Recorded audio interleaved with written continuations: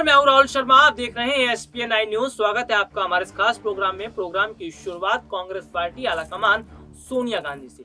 जी हां, क्या अब ऐसा लग रहा है कि सोनिया गांधी को चुनाव से पहले मैदान में उतरना चाहिए? क्या अब ऐसा लग रहा है कि कांग्रेस पार्टी को अगर नई दिशा देनी है और कांग्रेस पार्टी को ऊपर लेकर आना है तो सोनिया गांधी को मैदान पर उतरना पड़ेगा? जी हाँ, दरअसल ये बात मैं इसलिए बोल रहा हूँ क्योंकि जिस तरह से राजनीतिक हालात बन रहे हैं, और अगर हम बात करें, कांग्रेस पार्टी हालांकि चुनाव जीतने के लिए तमाम तरह की कोशिशें तो कर रही है, लेकिन फिलहाल जो कोशिशें हैं वो राहुल और प्रियंका ज्यादा करते हुए नजर आ रहे हैं। ऐसे में राहुल और प्रियंका के अलावा अगर सोनिया गांधी भी चुनावी मैदान में उतरती हैं तो इससे कांग्रेस पार्टी को बहुत बड़ा फायदा होगा। दरअसल ये बात मैं इसलिए बोल रहा हूँ क्योंकि एक समय वो भी था जब कांग्रेस की सरकार बनती थी और उस समय में देखने को मिलता था कि बकायदा सोनिया गांधी रैली में नजर आती थी।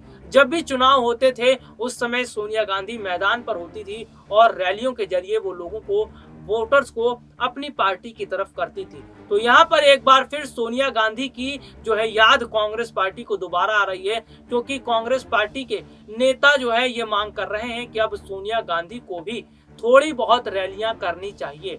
यानी कि सोनिया गांधी भी अगर रैली करती हैं तो इससे कांग्रेस पार्टी के वोट शेयर बढ़ेंगे और इससे कांग्रेस पार्टी को फायदा होगा। आपको बता दूं कि राहुल और प्रियंका के अलावा अब सोनिया गांधी भी मैदान में उतर सकती हैं, क्योंकि इस तरह की खबरें सामने आई हैं कि जो असम है या फिर अन्य जो तमिलनाडु है, केरल में विधानसभा चुनाव होने वाले हैं, वहां पर कांग्रेस पार्टी जो है उसको जीत हासिल करने के लिए वहां पर सिर्फ राहुल ही नहीं बल्कि सोनिया को भी उतरने की जरूरत पड़ सकती है।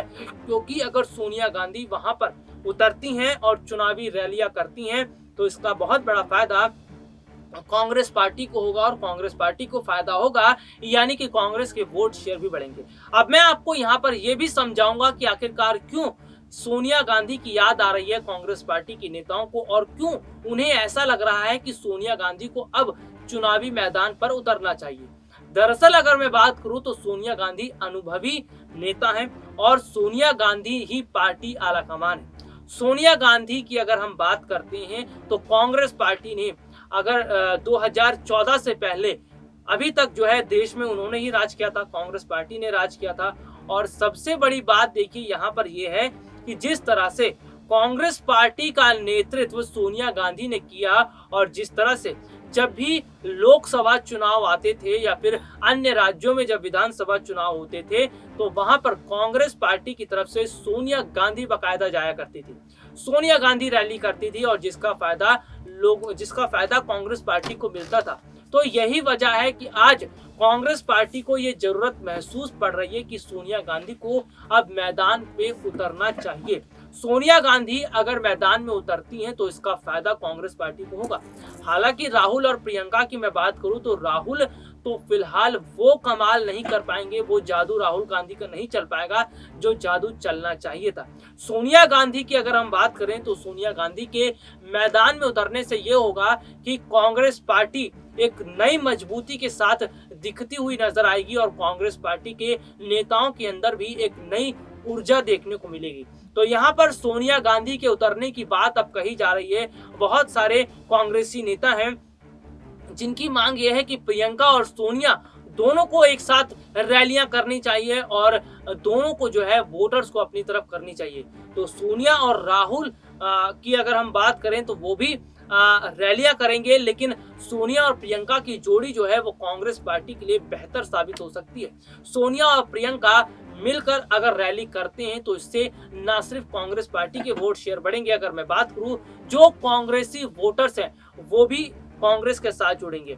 अब आप ये भी समझिए कि सोनिया गांधी आखिरकार क्यों जो है अब उन्होंने रैलियों से दूरियां बना ली हैं, क्यों अब वो जनसभा नहीं करती और क्यों वो है अब पार्टी जो मीटिंग है केवल बड़ी मीटिंग में नजर आती है। दरअसल आपको मैं यहाँ पर बता दूं कि इसकी असली वजह यह है कि सोनिया गांधी बीते काफी समय से उनकी तबीयत जो है वो खराब चल रही है और सोनिया गांधी जो है केवल इसीलिए बड़ी मीटिंग्स में आती हैं क्योंकि उस दौरान उनकी जरूरत पड़ती है। यही वजह है कि सोनिया गांधी का जो खराब स्वास्थ्य है और जिस तरह से उनकी तबीयत जो है वो लगातार खराब रहती है और कई बार स्थिति तो यहाँ तक बनी थी कि सोनिया गांधी को डॉक्टरों की तरफ से ये सलाह दी गई थी कि उन्हें दिल्ली के अलावा जैसे गोवा है या गोवा में जाना चाहिए या फिर अन्य ऐसी जगह जाना चाहिए जहाँ का वातावरण साफ है। तो यानी कि सोनिया गांधी की जो लगातार तबीयत खराब रहती है, इसकी वजह से सोनिया गांधी जो है अब वो चुनाव प्रचार नहीं कर पाती। लेकिन अगर बात की जाए तो सोनिया गांधी अगर यहाँ पर प्रचार प्रसार करती हैं, ये जो चुनाव होने वाले हैं विधानसभा के, जैसे केरल है, असम है, तमिलनाडु है, पश्चिम बंगाल है, तो यहाँ की अगर हम बात करें तो यहाँ पर चुनाव से पहले कुछ रैलियां अगर सोनिया गांधी करती हैं तो इसका प्रभाव बहुत ज्यादा कांग्रेस पार्टी पर पड़ेगा। और इतना ही नहीं, कांग्रेस पार्टी में जान फूंकने का काम सोनिया गांधी कर सकती हैं, क्योंकि सोनिया गांधी पार्टी आलाकमान है और पार्टी आलाकमान अगर चुनावी मैदान में उतरता है तो कांग्रेस कार्यकर्ताओं के हौसले बढ़ते हैं, कांग्रेस नेताओं के हौसले बढ़ते हैं और जो काम करना है पार्टी कार्यकर्ताओं को, नेताओं को, वो पूरे दिल के साथ काम करते। तो ऐसे में राहुल, प्रियंका के अलावा सोनिया गांधी को भी मैदान में उतरना चाहिए, ये मांग जिस तरह से कांग्रेस पार्टी नेताओं द्वारा की जा रही है। और ऐसे में खबरें भी ये सामने आई थी कि शायद जो है असम जो विधानसभा चुनाव होने वाले हैं उससे पहले वहां पर सोनिया गांधी जो है कुछ रैलियां कर सकती हैं। तो यहाँ पर ये देखने को मिल रहा है और सोनिया गांधी भी ये बात आसानी से समझ रही है कि अगर कांग्रेस पार्टी को ऊपर लेकर आना है और कांग्रेस पार्टी को बीजेपी की टक्कर में खड़ा करना है तो उसके लिए उन्हें खुद ही मैदान पे उतरना पड़ेगा। हाल फिलहाल की अगर मैं बात करूं तो कांग्रेस के अंदर ऐसा कोई दिग्गज नेता नहीं है जो पूरा मोर्चा संभाल सके, जो कांग्रेस पार्टी के लिए ज्यादा से ज्यादा वोट ला सके, क्योंकि कांग्रेस पार्टी में कोई ऐसा दिग्गज नेता रहा ही नहीं है। अगर बात की जाए तो गुलाम नबी आजाद थे, गुलाम नबी आजाद तो फिलहाल कांग्रेस पार्टी से नाराज चल रहे हैं। अगर बात की जाए अन्य नेताओं की तो वो भी जो है फिलहाल उनका कुछ दिख नहीं रहा है, क्योंकि वो भी पार्टी आलाकमान से नाराज चल रहे हैं। तो ऐसे में देखिए सबसे बड़ी बात है कि बहुत सारे ऐसे नेता हैं जो पार्टी आलाकमान से नाराज चल रहे हैं और जिसका नुकसान कांग्रेस पार्टी को ही उठाना पड़ेगा।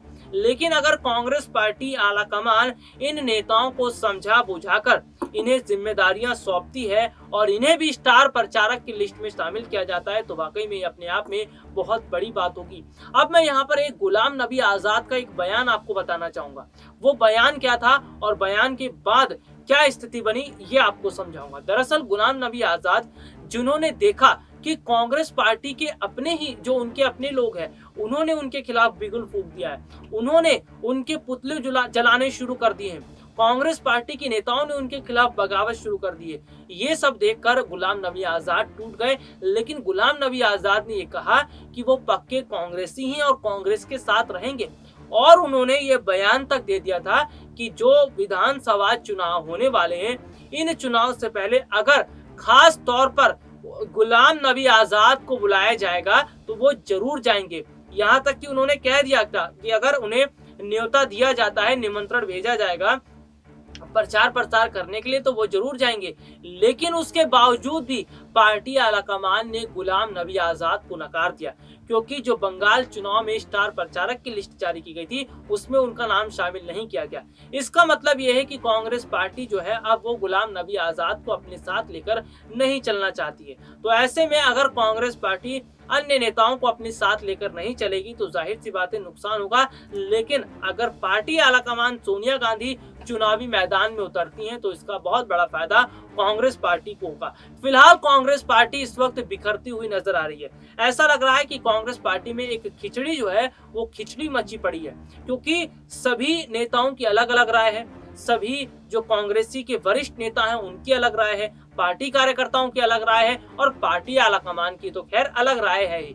यानी कि सब लोगों की अलग अलग राय है। अगर इन लोगों की राय एक जैसी होगी तो ही पार्टी के लिए एक सही साबित होगा। लेकिन यहाँ पर जिस तरह से ऐसा लग रहा है कि जो पार्टी कार्यकर्ता हैं, नेता हैं, वो ना पार्टी आलाकमान की सुन रहे हैं और ना पार्टी आलाकमान उन पर ध्यान दे रही है।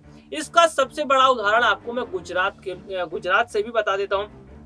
दरअसल गुजरात में जैसे कि हम बात करें जो उपचुनाव हुए थे उसमें कांग्रेस पार्टी को इतना तगड़ा झटका लगा था कि कांग्रेसी के बहुत सारे नेताओं ने ये फैसला कर लिया था कि बहुत बड़ी संख्या में यानी कि कुछ 100 से 150 जो नेता हैं वो अब कांग्रेस का साथ छोड़ देंगे। उस पर भी कांग्रेस पार्टी की तरफ से कोई प्रतिक्रिया सामने नहीं आई। यानी कि कांग्रेस पार्टी आलाकमान को कोई फर्क ही नहीं पड़ रहा है कि अगर नेता जा रहे हैं तो जाने दीजिए, अगर आ रहा है तो आने दीजिए। तो इसका मतलब ये है कि ना आने से फर्क पड़ रहा है ना जाने से फर्क पड़ रहा है।